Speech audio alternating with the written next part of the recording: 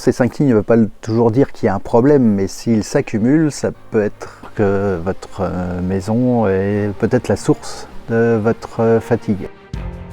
Vous trouverez le lien de notre site internet dans la description de la vidéo. Bonjour, je suis Philippe Cissé, je suis géobiologue et j'ai envie dans cette vidéo de traiter effectivement des éléments pour savoir si votre maison vous fatigue. Et en fait, je vais vous partager 5 signes qui, de mon point de vue, peuvent être un indicateur que votre maison est peut-être la source de votre fatigue. Le premier signe, effectivement, que je trouve intéressant, c'est la qualité de votre sommeil. Et la qualité de votre sommeil, c'est si vous dormez 7-8 heures par nuit et que vous vous réveillez fatigué, il peut y avoir effectivement un phénomène qui s'exprime dans votre chambre et qui est à l'origine effectivement de votre problématique de sommeil. Alors ça peut être effectivement un sommeil assuré, plusieurs réveils dans la nuit, une difficulté à vous endormir, ça peut être ça aussi. C'est en tout cas une sensation systématique de se réveiller fatigué. Moi j'avais une de mes clientes qui me disait il me faut la grue pour sortir du lit. Donc si de la même manière il vous faut une grue pour sortir du lit, ça peut être un indicateur effectivement qu'il y a quelque chose à travailler dans votre chambre. Alors les phénomènes qui peuvent s'exprimer dans votre chambre, c'est un environnement électromagnétique un peu dense, ça peut être aussi des phénomènes naturels comme des cours d'eau qui s'expriment dans votre chambre, des phénomènes comme les cheminées cosmotelluriques.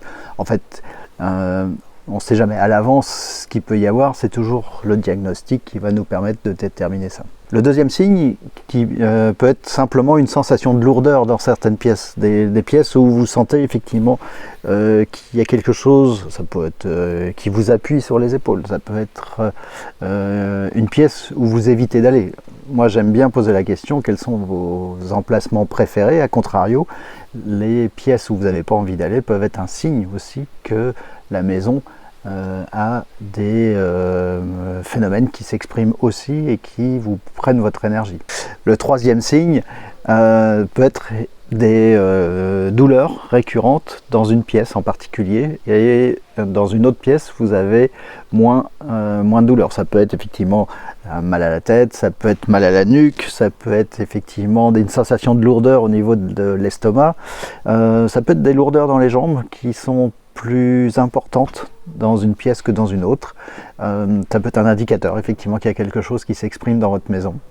Le quatrième indice, ça c'est quelque chose que vous allez pouvoir observer, c'est une plante qui dépérit à un endroit particulier. Ça peut être aussi votre chien qui refuse de dormir à l'endroit où vous avez posé son panier. Les chiens, l'observation des chiens est intéressante puisqu'en fait ils vont toujours choisir un endroit positif.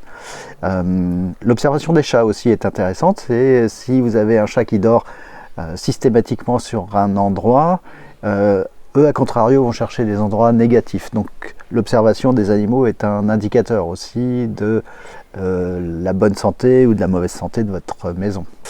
Le cinquième indicateur, c'est une sensation générale d'être vidé chez vous, de ne pas pouvoir vous reposer, d'être en permanence effectivement en sous-énergie.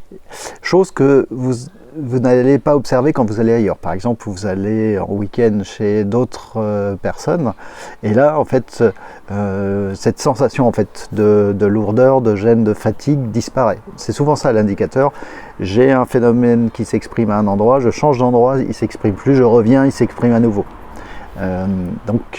Voilà, c'est les 5 signes effectivement rapides qui peuvent indiquer que votre maison a des problèmes d'ordre géobiologique. Et dans ces cas-là, effectivement, ça peut être intéressant de poser un diagnostic complet et puis de voir comment on peut atténuer en fait tous ces phénomènes. Pour conclure cette vidéo, ces 5 signes ne veulent pas toujours dire qu'il y a un problème, mais s'ils s'accumulent, ça peut être intéressant justement de commencer à regarder, en tout cas d'étudier votre maison. Si vous reconnaissez dans un ou plusieurs de ces signes, dites-le moi en commentaire, de façon à ce qu'on puisse vous répondre.